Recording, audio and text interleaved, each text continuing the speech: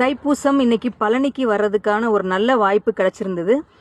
எப்பயுமே பழனியில் மலை ஏறி தான் நம்ம போயிருப்போம். இங்கே பார்த்தீங்கன்னா குமரப்ப செட்டியார் சிட்டாலாச்சிங்கிறவங்க 450 வருஷத்துக்கு முன்னாடியே ஆதிவேல் அப்படிங்கிற ஒரு விஷயத்த நமக்கு அறிமுகப்படுத்தினாங்க. எப்படி அறிமுகப்படுத்தினாங்கன்னா, அவங்க உப்பு வணிகம் செஞ்சாங்க. அந்த வணிகத்திலேருந்து வர்ற பணத்தை எடுத்து வச்சு அது மூலியமாக ஒரு அன்னதான கூடம், வேல்களுக்கு சிறப்பு செய்கிறது, இது மாதிரி நிறைய நல்ல விஷயங்கள் செஞ்சுட்டு இருந்தாங்க. முக்கியமாக காவடி செலுத்துறது. இங்கே பார்த்தீங்கன்னா ஆயிரக்கணக்கான காவடிகள் இருக்கும். பார்க்குறதுக்கு ரொம்ப கம்மியாக இருக்கும். நான் இன்னும் இன்டீரியராக உங்களுக்கு காமிக்கிறேன் பாருங்க.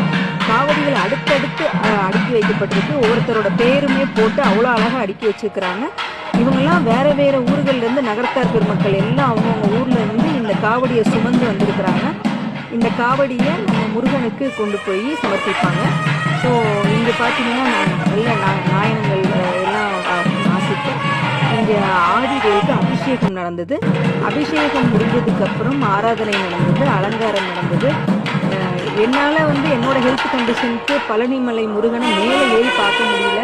பழனிக்கே போவானான்னு ஆச்சரியப்பட்டேன். ஆனால் என்னால் இங்கே ஒரு நாள் முழுக்க இருந்து இவ்வளோ நேரம் இந்த காவடி நண்பர்களோடு இருக்க வச்சது எனக்கு பெரிய பாக்கியமாக இருந்தது. இன்னைக்கு நாள் ரொம்ப அருமையாக ரொம்ப சந்தோஷமாக போச்சு. ஸோ இன்னைக்கு நானும் எங்கள் அம்மாவும் இங்கே வந்திருந்தோம். அதுக்கப்புறம் பார்த்தீங்க அப்படின்னா, இது இந்த ஆதிவேல் அப்படிங்கிறது இவங்க தான்.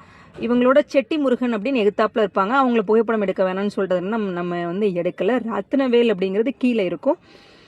இதுக்கான பெரிய ஒரு வாய்ப்பை ஏற்படுத்தி கொடுத்தது விகடம் சண்முகம், வேகுப்பட்டியை சேர்ந்த ஒரு தம்பி. அவங்க தான் விருப்பமாக கூப்பிட்டாங்க. ஸோ அவங்களோடையும் ஒரு புகைப்படம் எடுத்துக்கிட்டேன். பக்கத்தில் இருக்கிறது அலமேல ஆச்சி. ஸோ சகோதரிகளோட இணைந்து அவங்களும் ஒரு புகைப்படம் எடுத்துக்கிட்டு ஒரு சந்தோஷத்தை கொடுத்தாங்க. ஸோ தைப்பூச திருநாள் நல்வாழ்த்துக்கள்.